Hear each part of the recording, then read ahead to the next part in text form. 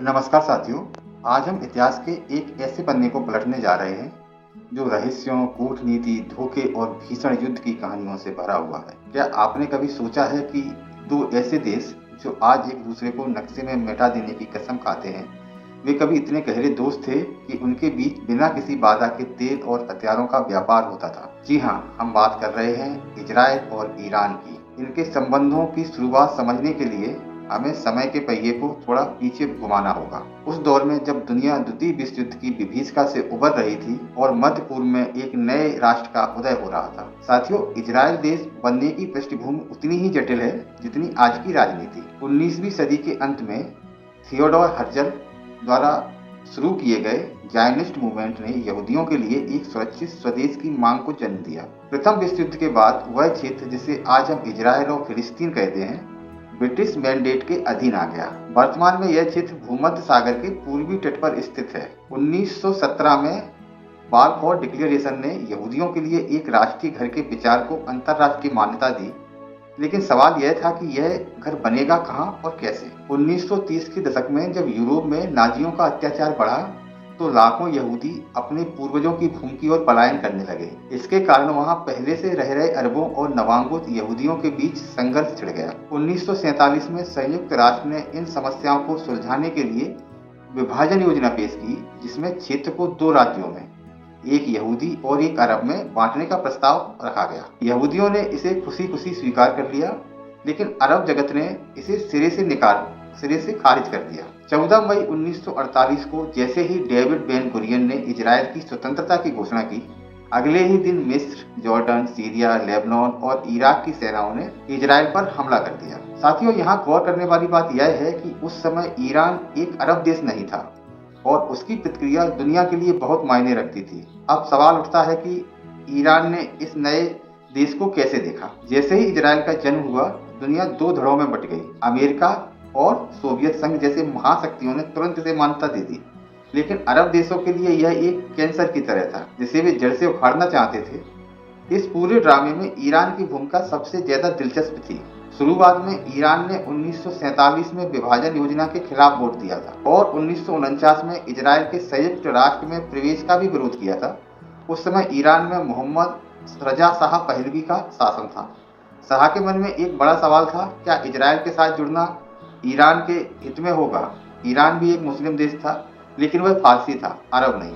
अरब राष्ट्रवाद, विशेषकर मिस्र के जमाल अब्देल नासिर का बढ़ता प्रभाव शाह के लिए एक खतरा था। यहीं से दुश्मन का दुश्मन दोस्त होता है वाली नीति का जन्म हुआ। इजराइल के पहले प्रधानमंत्री डेविड बेन गुरियन ने पेरीफेरी डॉक्ट्रिन विकसित की। यह नीति का उद्देश्य अरब घेरे के बाहर स्थित गैर अरब देशों जैसे ईरान, तुर्की और इथोपिया के साथ गठबंधन करना था। 1950 में ईरान ने इजराइल को डी फैक्टो यानी वास्तविक मान्यता दी। तुर्की के बाद ईरान ऐसा देश था जिसने इजराइल को डी फैक्टो यानी वास्तविक मान्यता दी और यह दूसरा मुस्लिम देश बना। पहला तुर्की था, दूसरा ईरान। साथियों, क्या आप जानते हैं कि ईरान ने इजराइल को मान्यता तो दे दी थी, लेकिन अरब देशों के गुस्से से बचने के लिए इसे चुपचाप रखा गया। तेहरान में इजरायली दूतावास पर कोई झंडा नहीं होता था, लेकिन अंदर दोनों देशों के अधिकारी भविष्य की योजनाएं बना रहे होते थे। 1953 के तख्तापलट के बाद जब शाह की सत्ता और मजबूत हुई, तो इजराइल और ईरान के रिश्ते दोस्ती से बढ़कर एक रणनीतिक साझेदारी में बदल गए। यह वह दौर था जब तेहरान की सड़कों पर इजरायली विशेषज्ञ और तेल अवीव के बाजारों में ईरानी व्यापारी आम थे। इजराइल के पास प्राकृतिक संसाधनों की कमी थी और अरब देशों ने उसे तेल देने से मना कर दिया था। ऐसे में ईरान उसका मसीहा बनकर उभरा।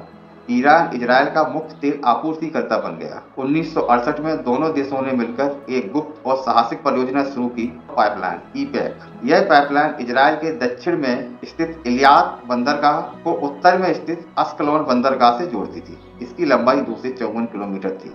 इसके जरिए ईरानी तेल को स्वेज नहर के बजाय सीधे यूरोप भेजा जा सकता था। आज भी यह पाइपलाइन अस्तित्व में है और इसे यूरोप एशिया पाइपलाइन कंपनी द्वारा संचालित किया जाता है। साथियों, यह दोस्ती सिर्फ हथियारों और तेल तक सीमित नहीं थी। 1 सितंबर 1962 को ईरान के कजविन प्रांत में एक विनाशकारी भूकंप आया, जिसमें 12,000 से अधिक लोग मारे गए। कजविन तेहरान के उत्तर पश्चिम में स्थित एक प्राचीन शहर है। इजराइल ने तुरंत मदद का हाथ बढ़ाया। इजरायली कृषि विशेषज्ञों और वास्तुकारों की एक टीम, जिसमें मोशे दयान जैसे दिग्गज शामिल थे, वहां पहुंची। उन्होंने न केवल गांवों का पुनर्निर्माण किया, बल्कि वहां आधुनिक सिंचाई तकनीक और मोसाव शैली की कृषि पद्धतियां भी विकसित की। साथियों, जैसे जैसे 1970 का दशक बीत रहा था, इस दोस्ती पर काले बादल मंडराने लगे। शाह आधुनिकता के दौर में इतने आगे निकल गए थे कि उन्होंने अपने देश की धार्मिक जड़ों को नजरअंदाज कर दिया। ईरान के भीतर एक ऐसा गुट तैयार हो रहा था जो इजराइल और अमेरिका के साथ शाह के संबंधों को इस्लाम का अपमान मानता था। इस विरोध का चेहरा थे आयतुल्लाह रुहुल्लाह खुमैनी। खुमैनी उस समय इराक के नजफ और बाद में फ्रांस के पेरिस में निर्वासन में थे। वे अपने भाषणों के ऑडियो टेप ईरान भेजते थे, जिसमें वे शाह को जायोनी सत्ता का पालतू कुत्ता कहते थे, मतलब यहूदी सत्ता का पालतू कुत्ता कहते थे। इजराइल की खुफिया एजेंसी मोसाद भी इस खतरे का आभास कर गई थी। उन्होंने शाह को आगाह भी किया, लेकिन शाह को अपनी सेना और अपनी खुफिया एजेंसी सावाक पर अटूट भरोसा था। लेकिन यहाँ एक बड़ा क्यों खड़ा होता है? शाह की इतनी ताकतवर सेना जनता के गुस्से के सामने कैसे ढह गई? इसका जवाब था कि शाह का भ्रष्टाचार और पश्चिमी संस्कृति का अंधा अनुकरण आम ईरानी को रास नहीं आ रहा था। साथियों, 1900 का साल मध्य पूर्व के इतिहास का सबसे बड़ा टर्निंग पॉइंट साबित हुआ। जनवरी में शाह को ईरान छोड़कर भागना पड़ा। 1 फरवरी 1979 को खुमैनी की तेहरान में वापसी हुई। सत्ता संभालते ही खुमैनी ने जो पहला बड़ा कदम उठाया वह था इजराइल के साथ सभी संबंधों को जड़ से काट देना। खुमैनी ने इजराइल को छोटा शैतान और अमेरिका को बड़ा शैतान घोषित कर दिया। तेहरान में स्थित शानदार इजरायली दूतावास को फिलिस्तीन मुक्त संगठन के नेता यासिर अराफात को सौंप दिया गया। यह केवल कूटनीतिक बदलाव नहीं था, यह एक वैचारिक युद्ध की शुरुआत थी। ईरान ने घोषणा की कि इजराइल का अस्तित्व ही अवैध है और उसे दुनिया के नक्शे से मिटा देना हर मुसलमान का फर्ज है। लेकिन दिलचस्प बात यह है कि इस नफरत के बावजूद पर्दे के पीछे कुछ समय तक जरूरत की दोस्ती बनी रही। जब 1980 में इराक ने ईरान पर हमला किया तो इजराइल ने चुपचाप ईरान को हथियारों के पुर्जे बेचे ताकि सद्दाम हुसैन को रोका जा सके। यह कूटनीति का चेहरा है जहां सिद्धांत नहीं, केवल राष्ट्रहित मायने रखते हैं। अब सवाल यह है कि इस लड़ाई में अमेरिका कैसे बीच में आ गया? साथियों, 4 नवंबर 1979 को ईरानी छात्रों ने तेहरान में अमेरिकी दूतावास पर हमला किया और 52 अमेरिकी राजनयिकों को 444 दिनों तक बंधक बना लिया। इस घटना ने अमेरिका और ईरान को कट्टर दुश्मन बना दिया। इजराइल ने इस अवसर का उपयोग अमेरिका के साथ अपने संबंधों को और अधिक मजबूत करने के लिए किया। उन्होंने ईरान को एक ग्लोबल थ्रेट के रूप में पेश किया। 1990 के दशक में जब सोवियत संघ का पतन हुआ और इराक कमजोर पड़ा तो ईरान और इजराइल के बीच का छाया युद्ध खुलकर सामने आने लगा। अमेरिका ने ईरान पर मैक्सिमम प्रेशर की नीति अपनाई और उस पर कड़े आर्थिक प्रतिबंध लगा दिए। ईरान ने इजराइल को सीधे युद्ध में हराने के बजाय उसे हजारों घाव के मारने की रणनीति अपनाई, जिसे डेथ बाय 1000 कट कहते हैं। इसे कूटनीतिक भाषा में रिंग ऑफ फायर कहा जाता है। इसका मतलब था इजराइल की सीमाओं के चारों ओर अपने वफादार लड़ाकों का जाल बिछाना। जैसे हिजबुल्लाह, लेबनान में स्थित यह संगठन ईरान का सबसे शक्तिशाली हथियार है। हमास, गाजा पट्टी में स्थित हमास को ईरान ने तकनीकी और धन से लैस किया। हूती विद्रोही, यमन ने इन विद्रोहियों के जरिए ईरानी लाल सागर के व्यापारिक मार्ग पर इजराइल की गर्दन दबाने की कोशिश की। मिलिशिया, सीरिया और इराक में मौजूद शिया मिलिशिया के जरिए ईरान ने इजराइल की उत्तरी सीमा तक अपनी पहुंच बना ली। इजराइल हाथ पर हाथ धरकर बैठने वाला देश नहीं था। उसने ईरान को उसकी ही भाषा में जवाब देना शुरू किया। 2020 में इजराइल ने यूएई, बहरीन और मोरक्को के साथ शांति समझौता किया। यह ईरान के पीछे इजराइल की मौजूदगी दर्ज करने जैसा था।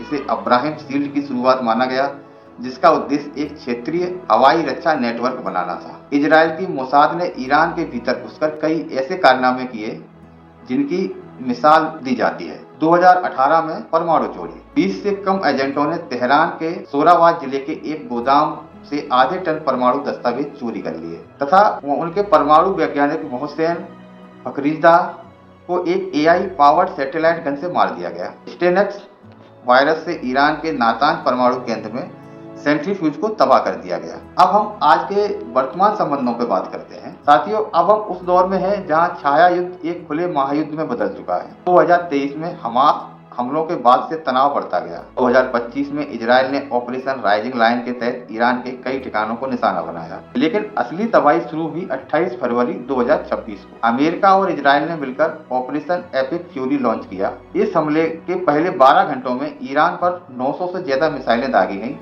इस हमले का सबसे बड़ा परिणाम था ईरान के सर्वोच्च नेता अली खामनेई की मृत्यु। इस युद्ध की विभीषिका को हम इन आंकड़ों से समझ सकते हैं। ईरान में अब तक 1500 से ज्यादा मौतें हो चुकी हैं, जिसमें कई शीर्ष सैन्य कमांडर भी शामिल हैं। बंदर अब्बास बंदरगाह और दक्षिणी पार्स गैस फील्ड को भारी नुकसान हुआ है। इजराइल में ईरान की जवाबी मिसाइलों में 22 नागरिकों की मौत और 5000 से ज्यादा घायल हैं। लेबनान में 1000 से ज्यादा मौतें और लाखों लोग विस्थापित हो चुके हैं। तेल की कीमतें आसमान छू रही हैं क्योंकि हार्मुज जलडब्रूमत आंशिक रूप से बंद है। साथियों, ईरान में अब अली खामनेई के बेटे मुज्तबा खामनेई को सत्ता सौंपी गई है, लेकिन अस्थिरता और प्रदर्शन का माहौल है। क्या यह युद्ध ईरान के सत्ता परिवर्तन लाएगा या पूरे मध्य पूर्व को एक कभी न खत्म होने वाली आग में झोंक देगा? आज की कहानी हमें सिखाती है कि अंतर्राष्ट्रीय संबंधों में न तो कोई स्थायी दोस्त है और न ही स्थायी दुश्मन, केवल स्थायी हित होते हैं। जिस पाइपलाइन ने कभी दोनों देशों को जोड़ा था, आज वह विवादों और अदालती मुकदमों का हिस्सा है। इजराइल और ईरान के बीच की यह जंग केवल जमीनी या संसाधनों की नहीं है, बल्कि दो अलग अलग विचारधाराओं के वर्चस्व की लड़ाई है। एक तरफ आधुनिकता और पश्चिमी गठबंधन है, तो दूसरी तरफ इस्लामी क्रांति का निर्यात और प्रतिरोध की धुरी। साथियों, उम्मीद है कि यह ऐतिहासिक और रणनीतिक यात्रा ने आपको इस जटिल विषय को समझने में मदद की होगी। क्या आपको लगता है कि कभी भविष्य में ईरान और इजराइल फिर से दोस्त बन पाएंगे? अपने विचार जरूर साझा करें। आपको यदि यह वीडियो अच्छा लगा हो तो वीडियो को लाइक करें, चैनल को सब्सक्राइब करें तथा दोस्तों के साथ शेयर करें। नमस्कार।